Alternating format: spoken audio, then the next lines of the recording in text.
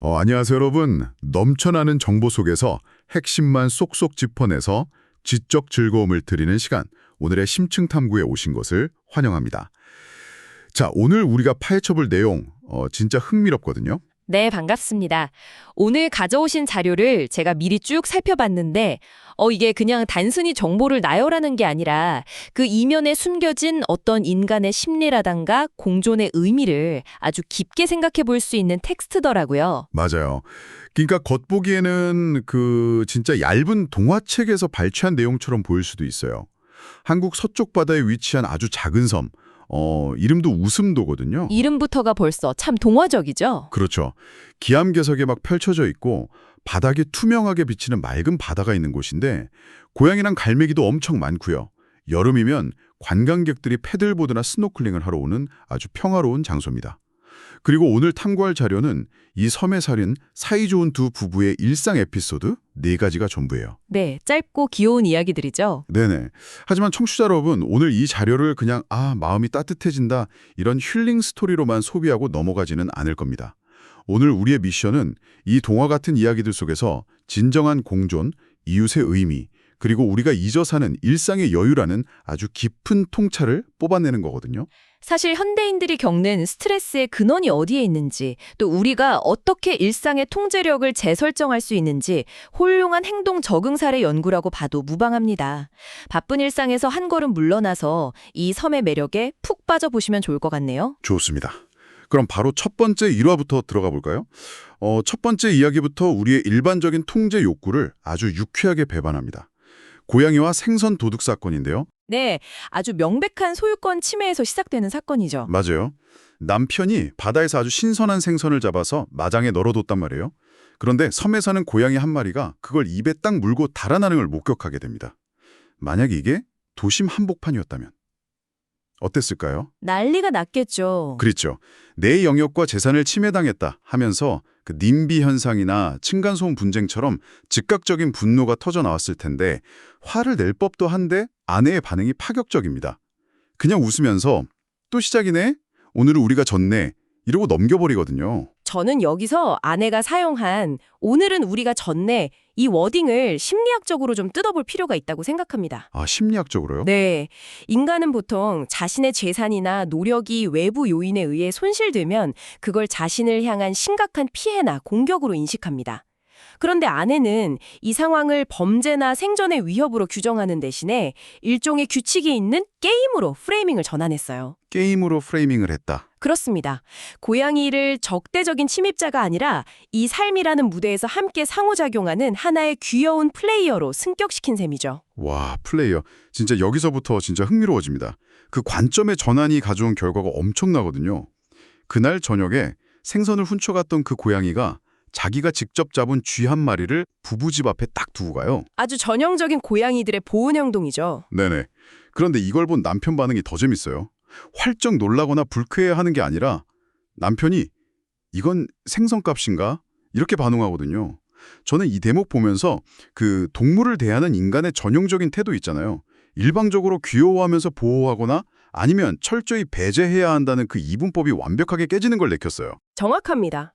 여기서 흥미로운 점은 남편의 그 생선값인가 하는 반응이 진화생물학에서 말하는 상호 이타주의의 원시적 형태를 아주 직관적으로 보여준다는 거예요. 상호 이타주의요? 네. 고양이의 행동에 단순한 야생적 본능을 넘어선 어떤 경제적이고 사회적인 교환의 의도를 부여한 거죠.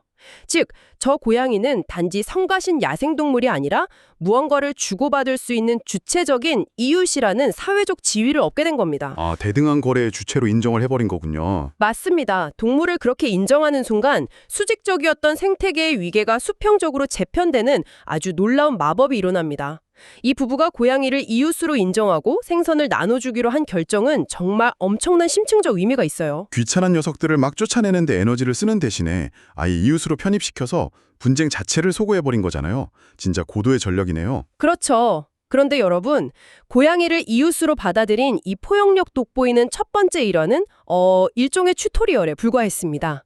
이제 그 시험대가 자원 경쟁이라는 훨씬 더 큰 스케일로 확장되거든요.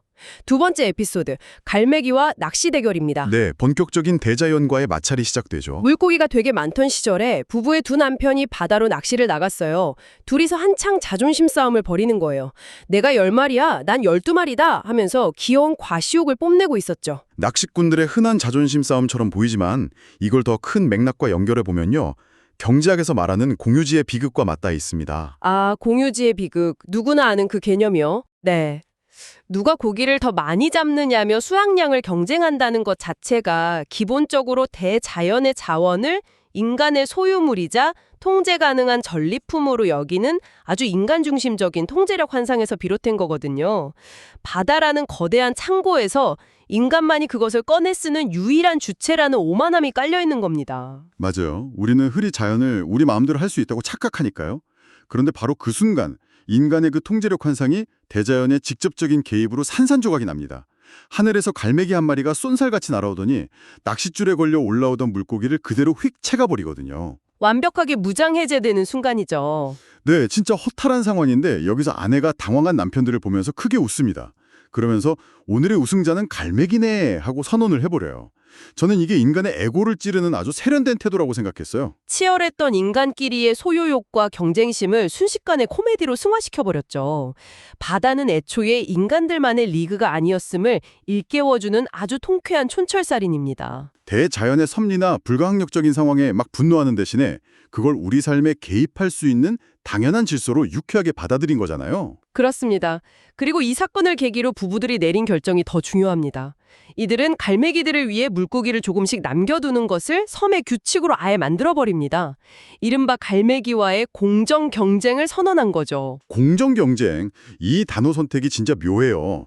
인간이 동물한테 베푸는 어떤 적선이나 동정심이 아니라 갈매기 너도 바다라는 생태계에서 당당히 물고기를 취할 자격이 있는 동등한 경쟁자다, 이렇게 인정한 거잖아요. 생태계의 조화를 이렇게 실용적이고 유쾌하게 풀어내다니 진짜 감탄했습니다. 맞습니다. 인간 중심적 사고에서 완벽하게 벗어난 생태계적 조화의 실천이죠. 그리고 고양이와의 공유, 갈매기와의 공정 경쟁을 통해 쌓아올린 이들의 세계관은 여기서 멈추지 않습니다. 동물과 자연을 넘어서 이제 인간 세계, 즉 낯선 타인에게로 확장되거든요.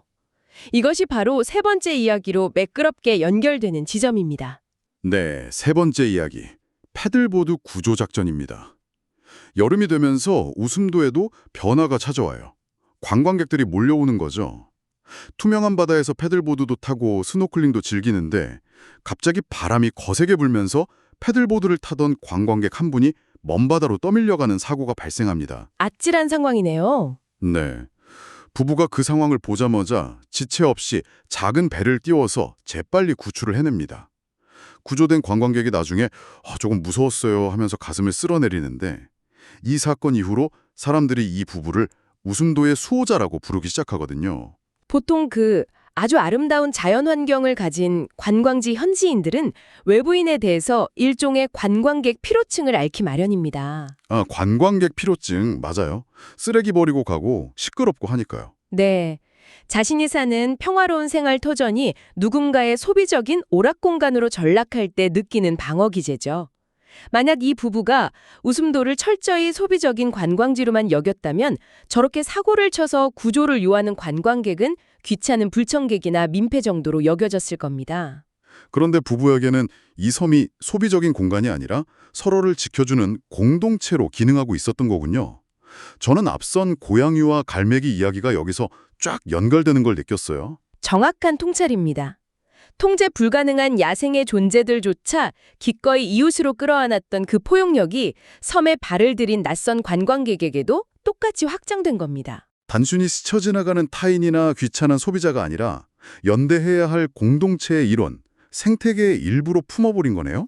자연과의 불확실한 공존을 유쾌하게 훈련해온 사람들만이 타인의 위기 앞에서도 샘을 따지지 않고 손을 내밀 수 있다는 걸 보여주는 거죠. 동식물과의 공존이 타인에 대한 포용으로 확장되는 아주 아름다운 구조입니다. 아, 진짜 명언이네요. 자연과의 공존 훈련이 타인을 향한 포용으로 이루어진다. 그리고 이 아름다운 연대의식은 네 번째 일화에서 아주 상징적인 결실을 맺게 됩니다. 고양이의 뜻밖의 선물 이야기인데요. 다시 고양이가 등장하는군요. 네, 무더운 여름 달밤이었어요. 마당에서 사각사각 하는 이상한 소리가 나서 부부가 나가봅니다.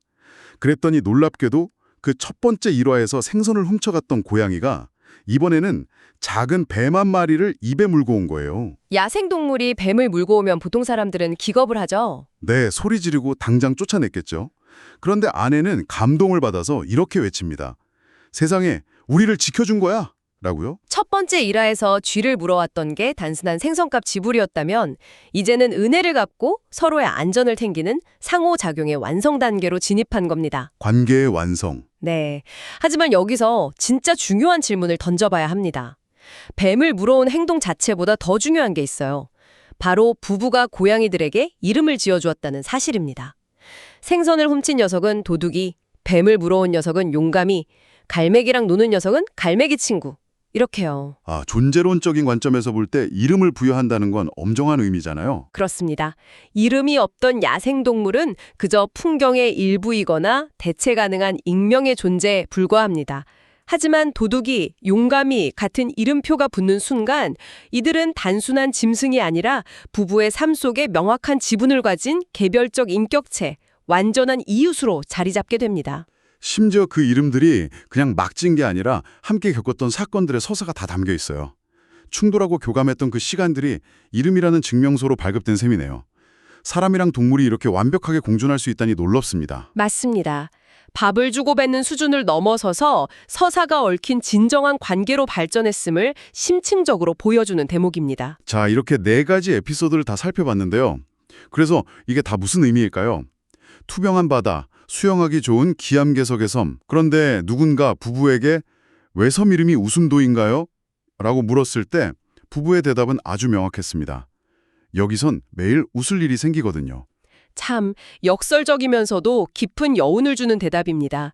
우리가 지금까지 다룬 그 웃을 일들의 실체를 가만히 되짚어 볼 필요가 있어요. 맞아요. 그게 바로 제가 이 자료 전체를 관통하면서 느낀 가장 매력적인 지점이었습니다.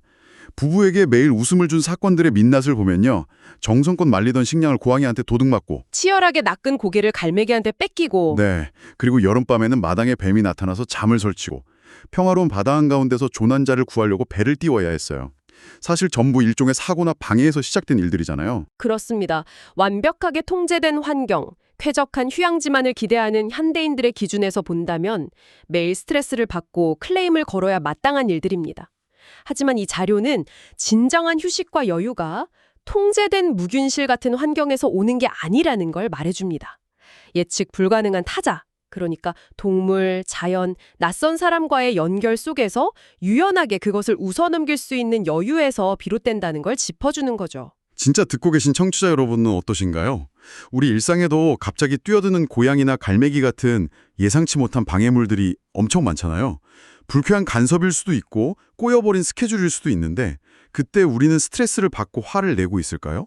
아니면 웃음도 부부처럼 오늘은 우리가 졌네 하고 웃어넘길 수 있는 여유를 가질 수 있을까요? 일상에서 완벽한 통제를 내려놓고 예측 불가능성을 수용하는 태도, 그게 바로 우리 마음속의 웃음도를 만드는 비결이 아닐까 싶습니다. 네, 그래서 오늘 이 심층 탐구 시간을 마무리하면서 여러분께 마지막으로 조금 도발적인 질문을 하나 던지고 싶습니다.